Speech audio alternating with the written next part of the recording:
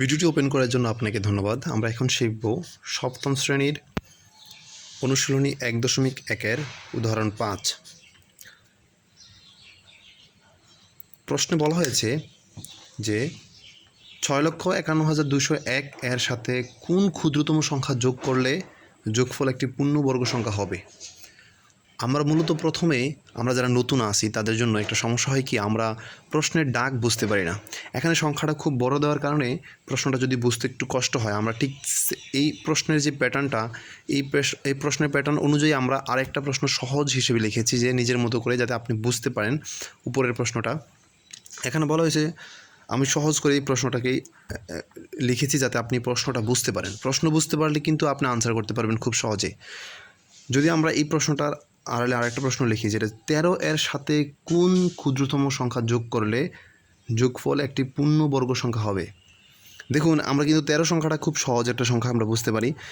তাহলে এখানে যেহেতু বলছে যোগ করতে হবে, ১৩ এর সাথে কোন সংখ্যাটা যোগ করলে আপনি যোগফল পূর্ণবর্গ সংখ্যা পাবেন, তাহলে আমরা জানি কি, আমরা জানি ১ এর পূর্ণবর্গ হচ্ছে ১,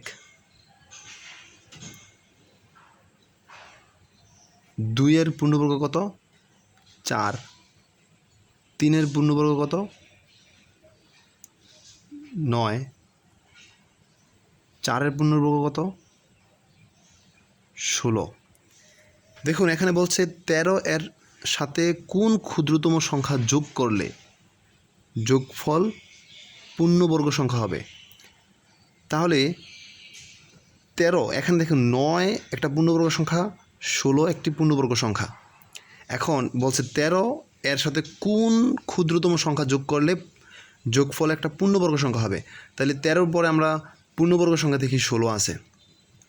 তাহলে এখন বলুন তো, ১৩ সাথে কত যোগ করলে একটা পূর্ণবর্গ সংখ্যা পাওয়া যাবে, ১৬। যেহেতু এই সংখ্যাটা ছোট, তাই আমরা সহজে বুঝে গেছি যে ১৩ সাথে ৩ যোগ করলে ১৬, তাহলে ১৩ সাথে ৩ যোগ করলে একটা পূর্ণবর্গ সংখ্যা পাওয়া যাবে। তাহলে উত্তরটা হয়ে যাচ্ছে না, ১৩ এর সাথে ৩ সংখ্যা যোগ করলে যোগফল একটি পূর্ণবর্গ সংখ্যা হবে। এখন যেহেতু এখানে একটি বড় সংখ্যা দেওয়া হয়েছে, ৬,৫১,২০১ এর সাথে কত যোগ করলে যোগফল একটি পূর্ণবর্গ সংখ্যা হবে, তাহলে আমরা এটা তার মুখে মুখে করা যাচ্ছে না। সেই ক্ষেত্রে আমরা ভাগের সাহায্যে বর্গমূল নির্ণয় করার সিস্টেমটা আমরা অ্যাপ্লাই করব। তাহলে ভাগের সাহায্যে বর্গমূল নির্ণয় করতে গেলে আমরা জানি, প্রথমে এই সংখ্যাটাকে লিখে জোড়ায় জোড়ায় ভাগ করতে হবে। তাহলে প্রথম ডান দিক থেকে শুরু করতে হবে। তাহলে আমরা ৩টা জোড়া এখানে পেয়ে গেলাম। ৩টা জোড়ার পর আমরা একটা ডানে একটা দাগ দেব। দাগ দিয়ে হচ্ছে আমরা এই সংখ্যাটাকে বর্গমূল করার চেষ্টা করব। তাহলে এখানে ৬৫ আছে। তাহলে ৬৫-র নিচে পূর্ণবর্গ সংখ্যা হচ্ছে ৬৪। তাহলে আমরা জানি ৮ ৬৪, বিয়োগ করে দেব ১। তারপর আমরা এটাকে ৮-এর ডাবল হচ্ছে কত ১৬ নিলাম। এখন পরবর্তীতে একটা জোড়া নামিয়ে দেব, ১২ নামিয়ে দিলাম। তারপর এখানে এমন একটা সংখ্যা নেব যে সংখ্যাটা দিয়ে ওই সংখ্যাটাকেই গুণ করলে এটার কাছাকাছি অথবা সমান হবে। এখন দেখা যাচ্ছে এখানে যদি আমরা ১ নেই তাহলে ১৬১ হয়ে যায়, কিন্তু ১১২ আছে। তাহলে আমরা এটাকে ০ নেব, এখানে একটা ০ দিয়ে দেব। তারপরেও আমরা যেহেতু এটা ছোট সংখ্যা, এটা বড় হয়ে গেছে, এখানে ওটা আমরা আরেকটা জোড়া নামিয়ে দেবো। তাহলে পরের জোড়াটা হচ্ছে ০ ১। এখন এই সংখ্যাটা হয়ে গেছে অনেক বড়, প্রায় ১১,২০১। এখন এখানে এমন একটা সংখ্যা নেব যে সংখ্যাটা নেওয়ার ফলে ওই সংখ্যাটার কাছাকাছি বা তার সমান হবে গুণ করার ফলে। এখন আমরা এখানে আমি অঙ্কটা অনেকটা পেজে করে ফেলছি। আমি যতটুকু জানি সেটা হচ্ছে যে এখানে ৬ নিলে ওই সংখ্যাটার কাছাকাছি যায়।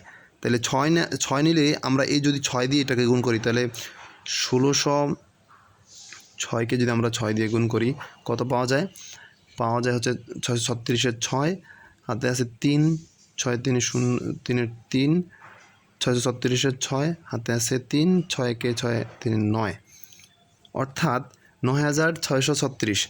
৯,৬৩৬। এখন এটা আমাকে বিয়োগ করে দেব। বিয়োগ করে দিলে হচ্ছে এখানে ৫, হাতে ১ ৩, ৪, ৬, হাতে ১ ৭, ৫, 12 হাতে আছে 1, 10, 1-এর 1 হাতে 1, তাহলে এখানে 1565 পাওয়া যাচ্ছে। এই 1565 হচ্ছে অবশিষ্ট থেকে যাচ্ছে। তাহলে আমরা এই 8,806 যদি আমরা এখানে আরেকটা সংখ্যা বাড়িয়ে নিই, 806-এর সাথে আমরা 1 যোগ করব। কারণ কি? কারণ আমরা এখানে যে সংখ্যাটা পাইছি এই যে 806, এখানে অর্থাৎ আমরা এখানে 13কে যদি আমরা বর্গমূল করতাম তাহলে আমরা পাইতাম কত? আমরা জানি 9, 3 × 9, অর্থাৎ এখানে যদি আমরা 9, ধরুন এই সংখ্যাটা হচ্ছে 9 আর এই সংখ্যাটা হচ্ছে 9 থেকে 13 পর্যন্ত কত? 4। এই যখন ধরুন এই সংখ্যাটা হচ্ছে 4। এখন 9 হচ্ছে এই 13 সংখ্যার নিচে পূর্ণবর্গ সংখ্যা 9-এর কত? বর্গমূল হচ্ছে 3। 9-এর বর্গমূল হচ্ছে এই যে 3। এখন এই 3-এর পরে যদি আমরা 4 নেই, অর্থাৎ 3-এর সাথে যদি 1 যোগ করি তাহলে 16 হয়। তাহলে ঠিক 16 সাথে কত যোগ করলে আমরা 13 সাথে কত যোগ করলে আমরা 16 পাবো? 3 যোগ করলে 16 পাবো। এখন আমরা যদি ওইটা বের করতে যাই তাহলে আমরা অবশ্যই কী করতে হবে?